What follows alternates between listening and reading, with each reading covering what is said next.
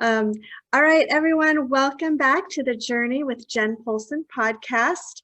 Today, I have a really special guest. His name is David Anthony Schroeder, and he's going to be talking to us about a topic that I don't know much about, and that is CBD.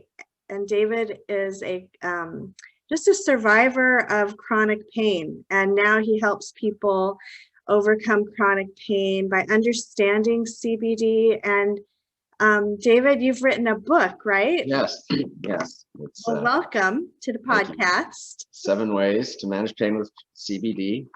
Thank you. As I was reading your bio, I saw in there that you are a bit of an adrenaline junkie. That's to put it lightly. So, when I was around 4 or 5, the doctors had diagnosed me as being hyperactive. This is back in like 1967, somewhere there. I'm an old fuddy-duddy.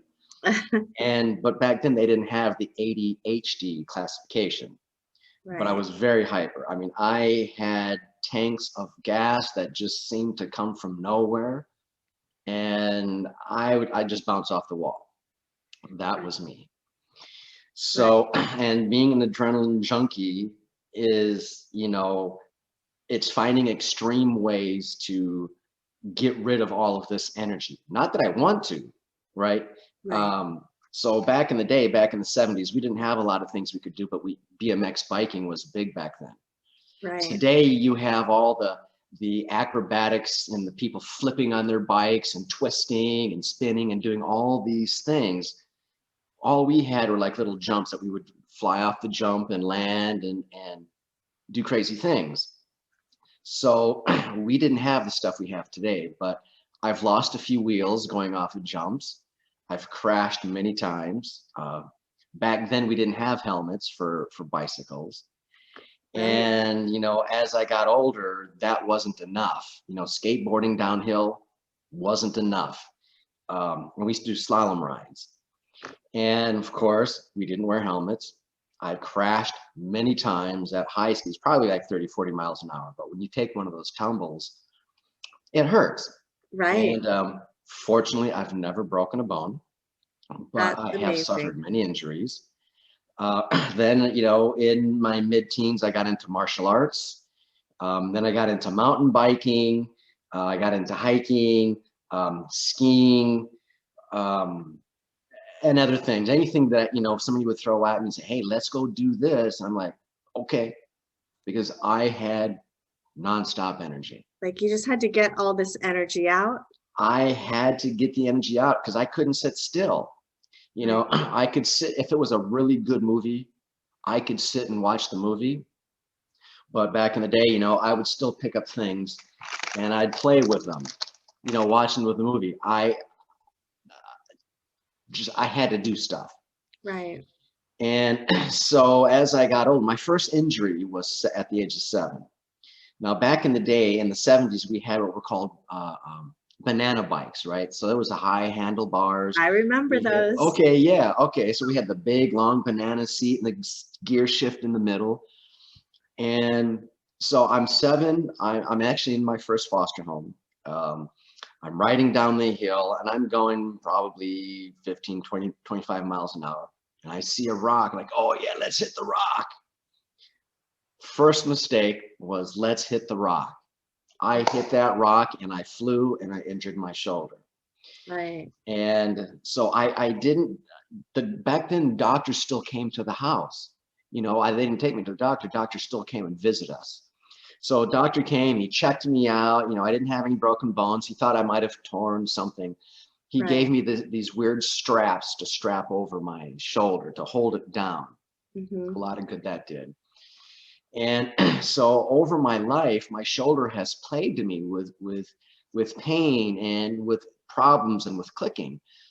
And it wasn't until about maybe 2 or 3 years ago that I put 2 and 2 together and realized, wait a minute, I had an injury on my shoulder back when I was 7, and it's plagued me in my entire life. But I never put 2 and 2 together until just the last few years. Right. And so, and that's just one injury. Man, I've been in multiple car accidents. Used to drive a commercial vehicle for RTD, the bus company in Los Angeles. Now it's MTA. I've had commercial vehicle accidents. I've been, cars have run through red lights and hit me, and I've hit telephone poles. And now I'm 57. And I find that a lot of these areas where I've been injured, they creep up and say hi at the most unexpected times, right? And so all I had were either narcotics or opioids to help with the pain, or ice and chiropractic and what is it when they put the needles in you? Acupuncture. Yes, yeah. acupuncture. I've done everything. I've tried everything. I've tried everything illegal and legal to fight pain. And so, you know, the news talks about having catastrophic events. They talk about having economic events. I have pain events, and they last from a few months to multiple years. And all of my pain events up until about 5 years ago, I had no way to battle except for with aspirin, Tylenol with codeine, and heavier things. Right. But they all make super toxic to the body. Absolutely. As well. Absolutely. Super toxic. And so when I have a pain event, you know, it puts me down, you know, and because, you know, I was married for 26 years, I was the sole provider. And unfortunately, when you are in pain and you're the sole income provider, there's no vacation.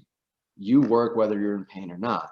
Right. And so I've had a lot of those periods, and, you know, a lot of times I'd work from home and you would see me, I'd have packs of ice packed up on my necks and my shoulders.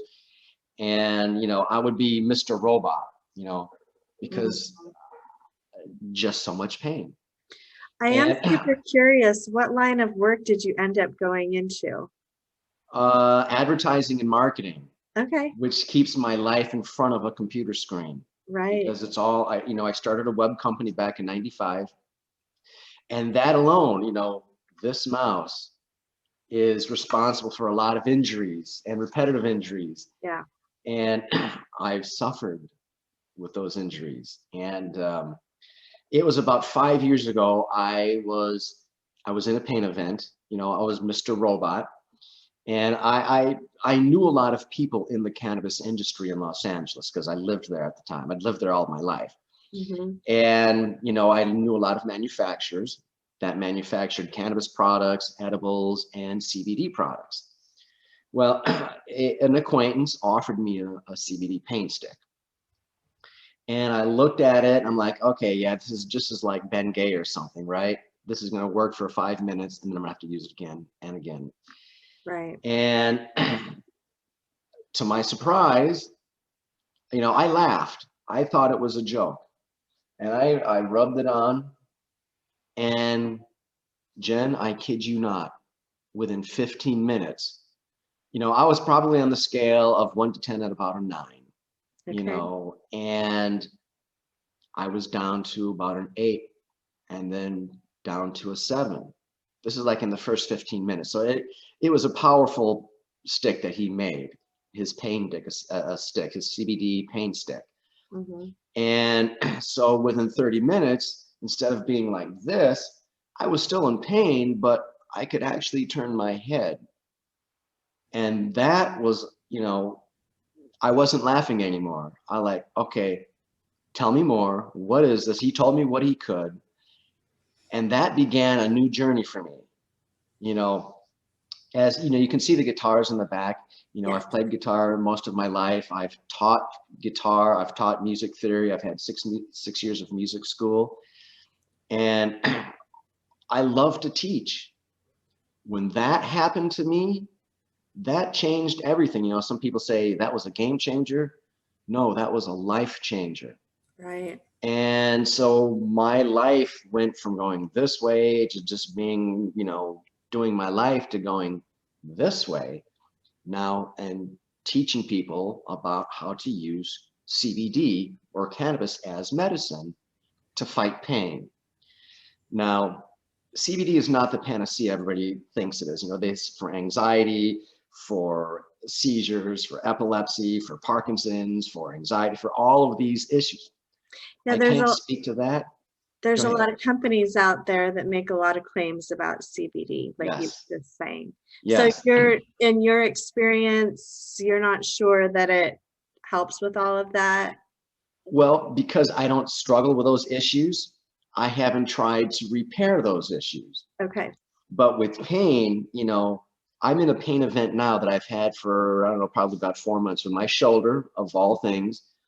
I don't know if it's the winter because I moved to Texas, and I don't know if it's the cold winters or if it's just aggravated by something else. And so I use the CBD, but I use it in multiple forms now. Okay. And so I found a way to fight pain using it externally and multiple ways internally.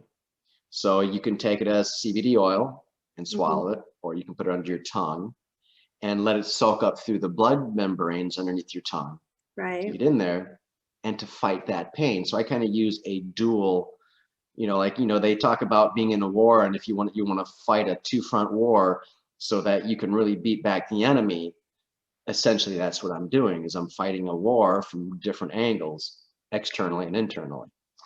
So I know from reading your bio, you said you've done a lot of research over the years. Yes. And you also mentioned that you help people like determine, you know, what companies are not so great and what companies are. So can you speak a little bit to that? Like, how would somebody know if the CBD oil was pure, or, you know, Well, whatever products? I had to figure that all out for myself. So after that, you know, I didn't set out to write a book. I just wanted to know, okay, how do I fight pain using CBD? Because now that I had the experience with the paint stick, I spoke to a lot of other manufacturers of products, and they gave me stuff because they would give stuff away for you to try. Right. And I've tried well over 150 products, but before that time, I had tried several. Most of them did nothing. And so because of that, then I started digging. And most of what I found on the surface were people selling you CBD oil, but not giving you any information. Well, one of the beautiful things about the internet now is 25 years ago, we didn't have access to all of the medical studies that the doctors had access to, right? They had special logins, they had certain databases they could plug into, and we didn't have access to that. Well, all of that is online. It's all public. So now we can all go and view that information. Now, let me say this. If you want to go read a medical study, it's tedious. It's hard. It's the words are this big. Right. But, you know, I started digging into a lot of these medical studies, and I started, you know, finding information, what researchers were saying about CBD and various methods of use. And so then so I would go out and buy these products and try them, and I'd get some for free. Almost all of them did nothing. And so then I had to figure, okay, how do I find good CBD? What is good CBD? What is good quality, a topical or an edible or an oil or a tincture or even a suppository? What is good? So in my research and taking my notes, I started figuring, okay, there are some common factors between the good companies, and there are common factors between the not so good companies. The not so good companies, on their labels, they put very little information. They might say 50 milligrams of CBD, right? Well, JAMA, the Journal of American Medical Association, they did a study, or they released a study from two famous universities that bought like 81 CBD products off the market. And in their testing, they found that a third of those products were labeled properly. They found, like, I don't know, 40% of those products were over labeled, and another 30% or maybe 28% were under labeled. So now I'm learning that all of these products they're not labeled properly, and they either have too much or not enough, and a lot of them don't have enough. There's another guy in New York, the Consumer Lab, who tests a lot of stuff, and he's tested a lot of products. He discovered that in some of his CBD tests, that there were products that had as little as 2% CBD in the whole bottle. Wow. Yeah. So People just trying to make a buck. People just trying to make a buck. Or a right. Yeah.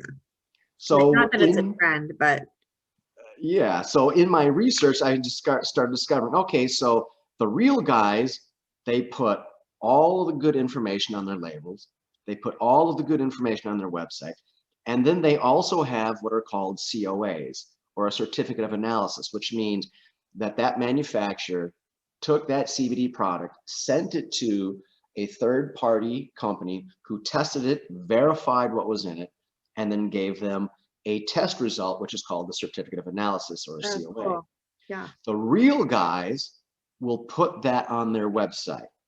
And what they're testing for is pesticides, they're testing for metals, they're testing for the quality of the product, in the content in the product, and they're testing to make sure that it has what is labeled. If it says it's 150 milligrams, then they're just testing to make sure that there's 150 milligrams in that product. So out of all of that research and finding what the real guys do, I created a checklist, which I put in the book. Okay. And the checklist, you know, and anybody can download it. So I give it away for free on the website.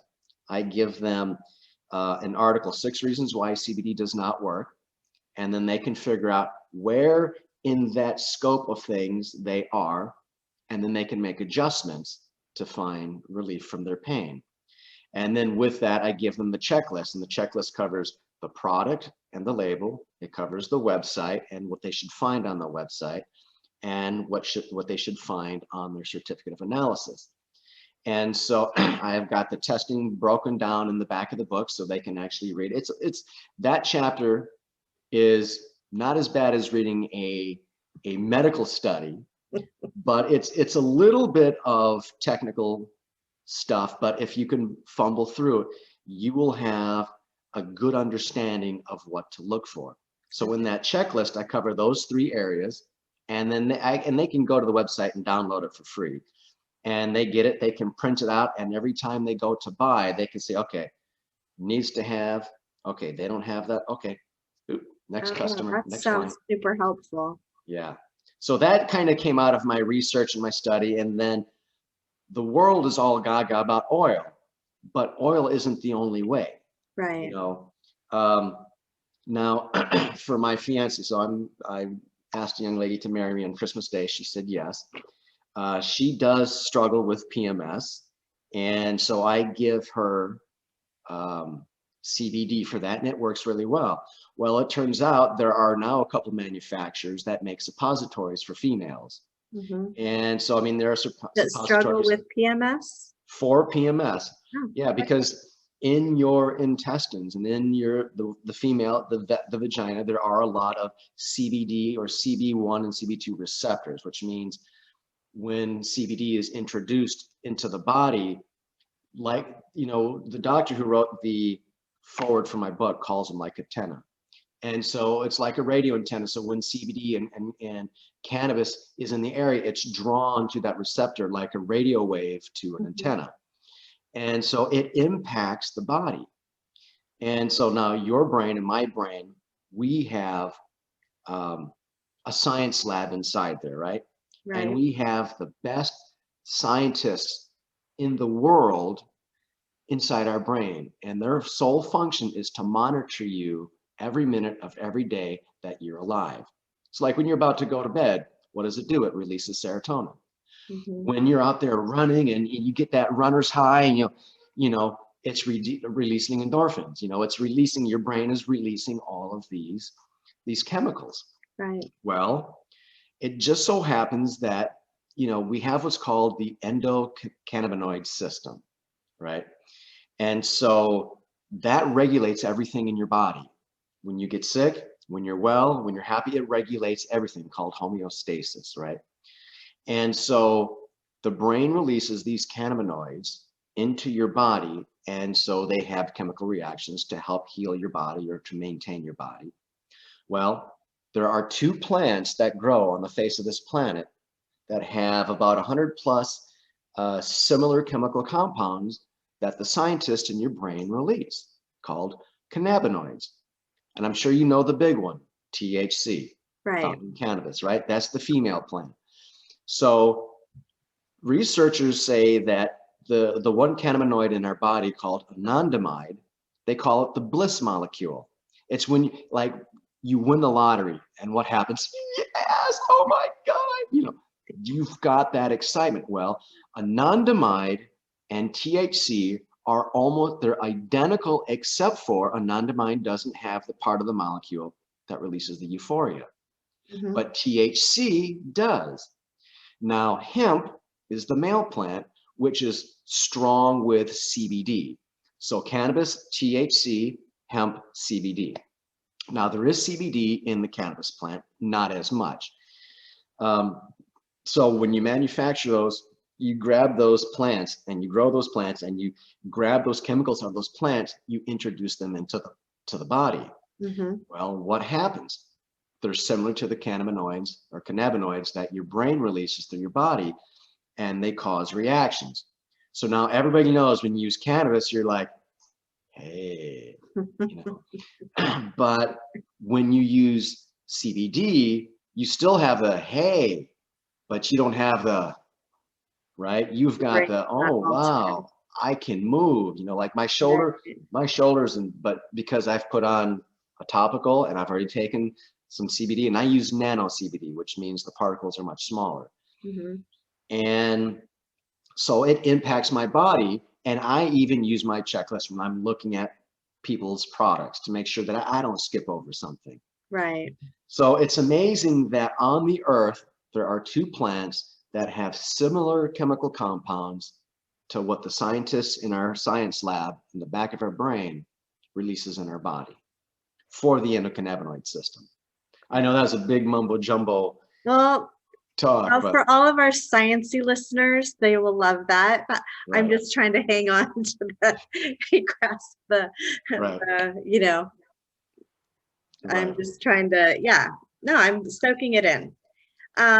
Okay, so let me just ask you, because one thing that I read in your bio was about inflammation. Yes. So does CBD help with inflammation then? Because I know that's where so much, because of inflammation in our bodies, that's where disease comes from. That's where pain comes from. Yes. So can you talk a little bit about that? Absolutely. So here's the big thing that researchers have found about cannabidiol or CBD is that it is anti-inflammatory in nature. That's one of the biggest things about CBD is it's anti-inflammatory. So over the years, I've used Dragon Balm, I've used, you've named it, I've tried it, Bengay, all these various topicals that you rub on. Well, the thing is, they use mentholatum to bring heat, to kind of help loosen you up a little bit, but they're not anti-inflammatory. So they don't help reduce the swelling or the inflammation in your muscles or in your joints. So that's the big thing about CBD is it's anti-inflammatory. And, if you've got an area, and here's one of the things that people always ask me is, well, how much should I take and how long should I take it for? And when I speak to people, they say, yeah, I tried it. It didn't work. And I say, well, how long did you use it for? I tried it once, I tried it twice, and okay. So I use this illustration to explain to people how to use CBD and for how long to use it for their pain. So I want you to think of this illustration. I want you to see the picture of a general sitting on his horse, looking over his battlefield, right? And he sees on his west flank that the enemy has penetrated and is going into his territory. So in the wisdom of this general, he grabs a platoon of soldiers and sends them to the west flank to try and close that area. Well, during the battle, some are killed, some are wounded, some run out of ammunition, and some run away. Now, the next day, the general looking over the battlefield, he sees, oh, I've got more men there today than I did yesterday, but the enemy still is able to come in. Again, so he sends another regiment of troops to that area, and during the battle, some are killed, some are wounded, some run away, and some run out of ammunition. Well, after about a week's time of sending in fresh troops, he has blocked the enemy, and now the enemy is on the run. So researchers tell us that it takes about a week for CBD to build up in your system to have its impact. Okay. So every time that you are taking your CBD, at least to fight your pain, you're sending in fresh troops onto your personal battlefield to fight on your behalf. Now, during the battle, some are killed, some are wounded, some run out of ammunition, and some run away. CBD, like other things, only lasts for a temporary period of time. And just like that battle, it lasted a temporary period of time. We need to take CBD regularly for it to, like any other thing that you take up, it builds up in your system. Right. And then it has a really strong impact on fighting your pain. And so I tell people, use it for a minimum of a week. Make sure you're dosing, you find the right amount to help you, reduce the amount of pain you're feeling. Do you cover dosing in your book, just out of curiosity? Absolutely. I cover two methods for dosing. There's one way where you can you figure out maybe 1 to 6 milligrams of CBD for every pound of weight, or every 10 pounds of weight that you have. Okay. The other method is to start off with maybe 5 milligrams or 10 milligrams of CBD. And you take that amount each day for about a week. And then you begin to adjust from there. And immediately I tell people, don't expect to find pain relief immediately, like the very first time. I did. This guy, he just happened to have a very strong CBD paint stick. He had his other things in there that made up the paint stick. Mm-hmm. But generally, I've tried other products that, like the rub-on I use, it took me like 3 days of using it before I really noticed, oh, okay, now it's beginning to have an impact, because the CBD keeps, working on reducing the inflammation. Right. So that's a big deal. And then there's one caveat I want to share with your listeners. Okay. That, CBD does have the ability to hurt people. And here's how. If you're taking other medications like heart medications, blood thinners, CBD does not play nice with all prescription medicines. So think of your liver as a castle back in the 1500s, where they have the drawbridge, right? And it's surrounded by the big moat, right? So what happens is CBD is like a boss. It comes in and it takes control of your liver, of that castle. It closes that drawbridge, and then it says, okay, so you don't belong here. You're not coming in. And what happens is, like certain heart medications, the toxicity can build up in your blood if the liver can't filter it out. And it can cause injuries. It can cause, whatever happens with toxicity building up in your body. People have lost their eyesight, not from CBD, but from toxicity building up in their bodies, right? Because the liver's not operating properly.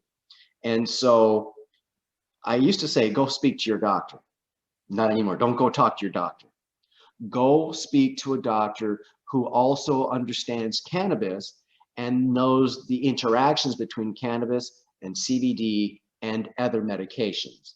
Right. So that way, if they're on medications, like heart medications, and not all heart medications are necessarily bad with CBD. It's just that it interacts with some other drugs, man-made drugs, and doesn't allow the liver to process. And if that happens, you could hurt yourself.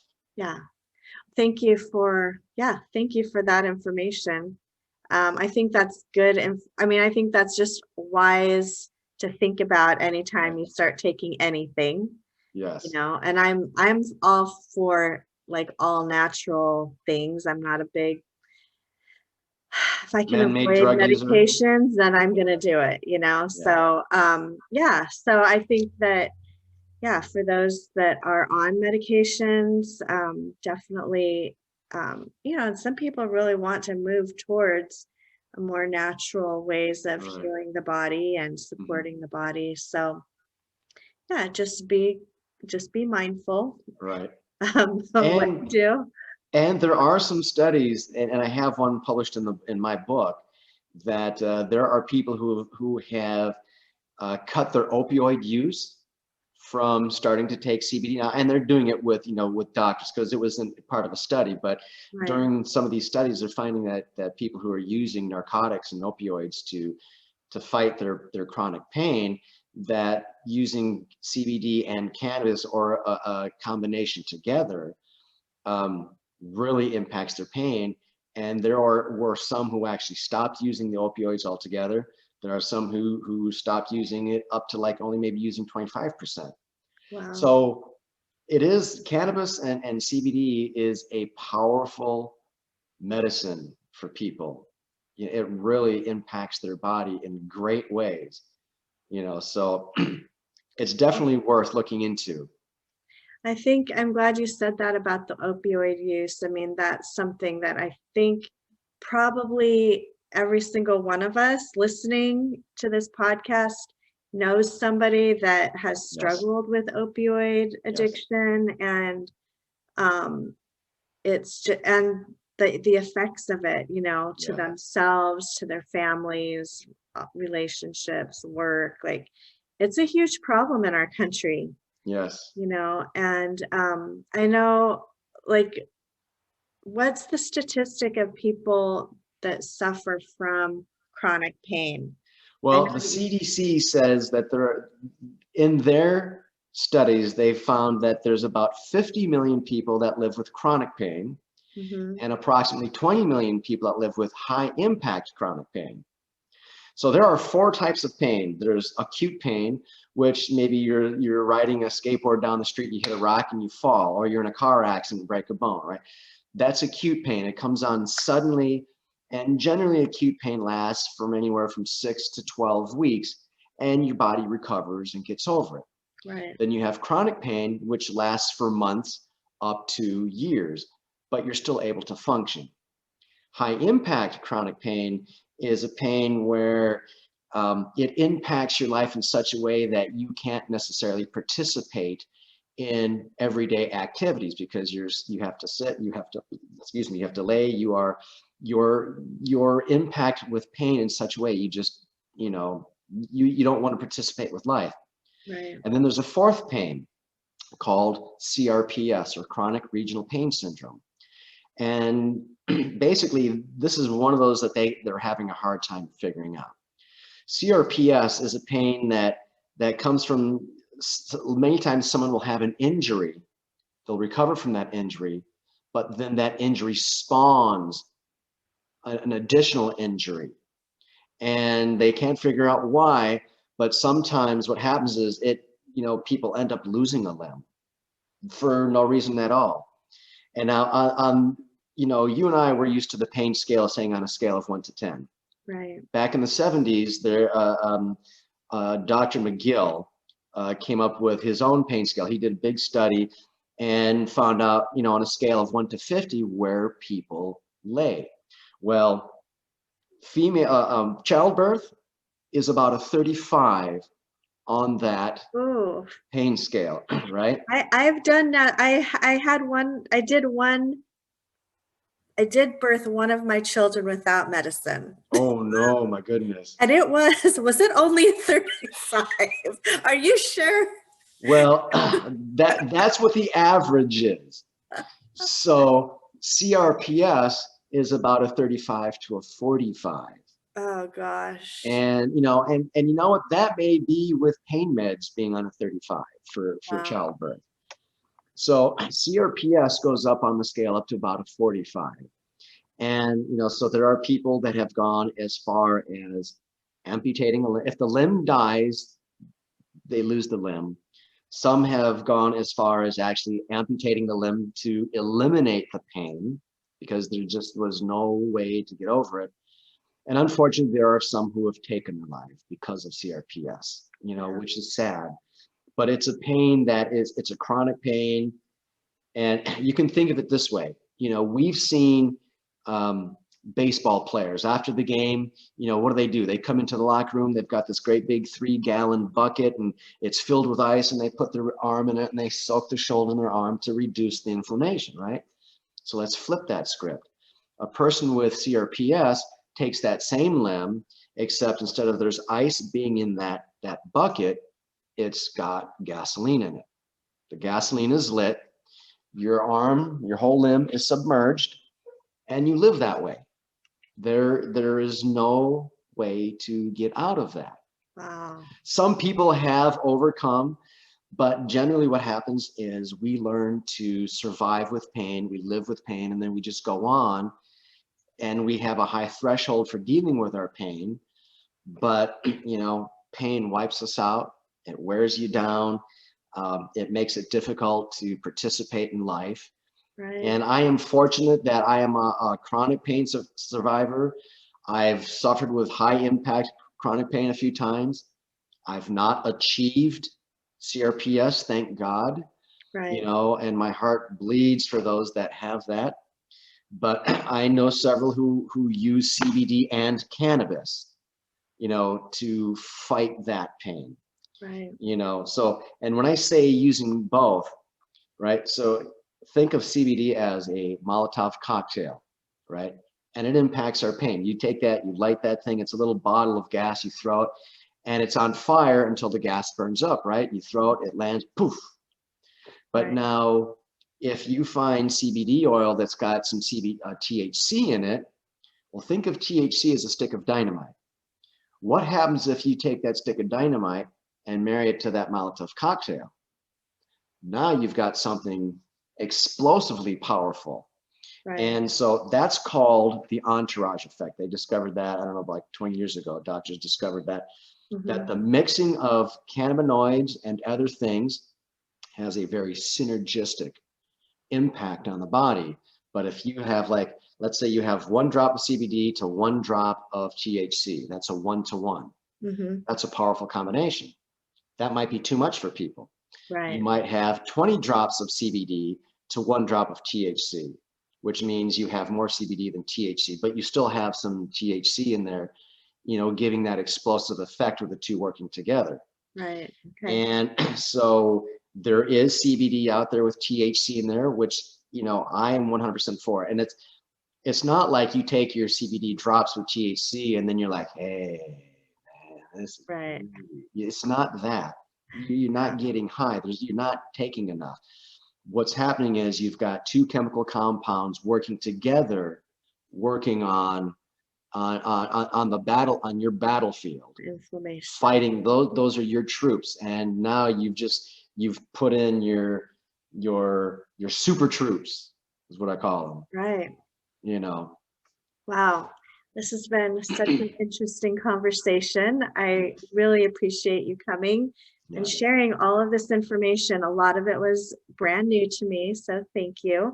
Yes. Will you tell?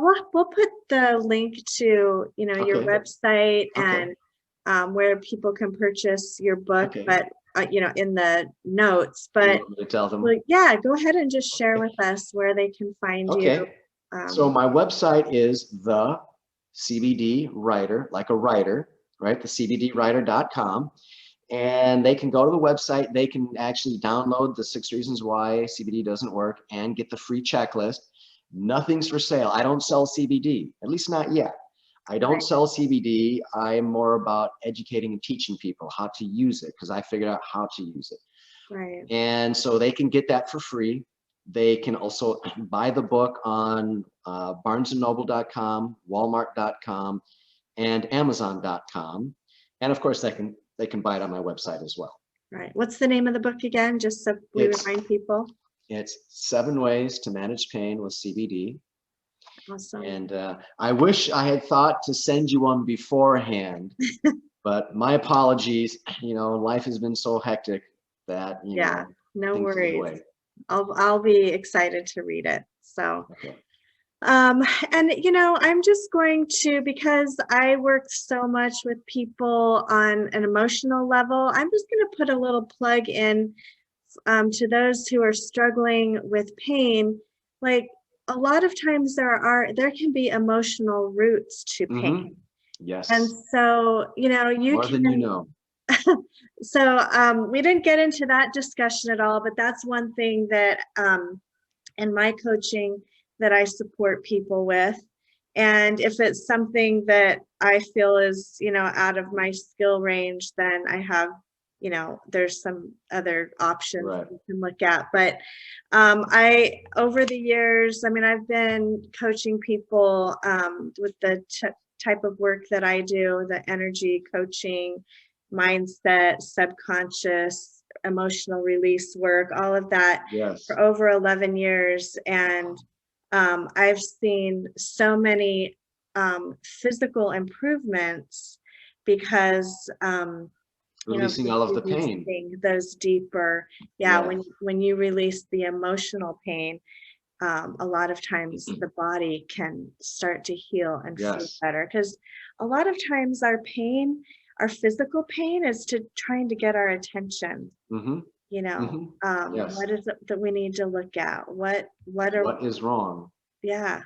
And a lot of that just stems from childhood, you know, things that were said to us as children, or experiences, traumas that we've had as kids. And I don't think anybody is immune to trauma. No. You know, on whatever scale it is, we all experience some kind of trauma. And when you're a kid and you're trying to like survive it, it gets stuck in the body. It's very deep in there. Yeah. And so, you know, there's all kinds of ways to support the body in emotional healing and physical healing. And thank you again for this very interesting discussion. And if any of you guys are listening, you know, if you have more questions, reach out to David, reach out to me. You know, I love bringing guests on my podcast that are helping. And David is definitely one of those people that are helping. And he's got a great story of overcoming many years of pain. And thank you for sharing that with us.